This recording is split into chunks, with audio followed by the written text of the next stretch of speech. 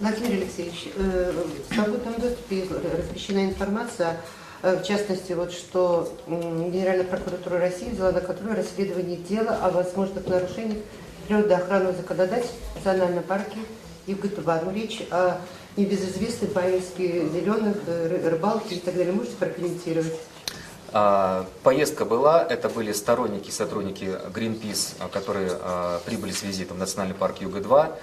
Те нарушения, о которых говорится в письме господина Андреева, их не было. То есть прокуратура ведет проверку, она будет проверять, соответственно, что делали там сотрудники Greenpeace, сторонники Greenpeace, и она даст свою оценку. Финансовые доноры?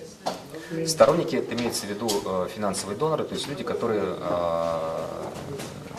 за счет пожертвований которых работает Greenpeace, потому что Greenpeace по своему уставу не имеет права брать деньги у государственных, политических и коммерческих структур. Это частные пожертвования. Ну, значит ли это, что они и спонсируют национальный парк? Национальный парк спонсирует единственная структура, это государство. Это федеральная организация федерального уровня. Она, ну и частично то, что парк получает за счет платы за посещение парка и так далее, и так далее. Ну, там есть серая зона, что насколько корректно, что парк самостоятельно взимает эту плату, но в основном основной источник финансирования, это, конечно же, государство, федеральный бюджет. И деньги там не очень большие, кстати.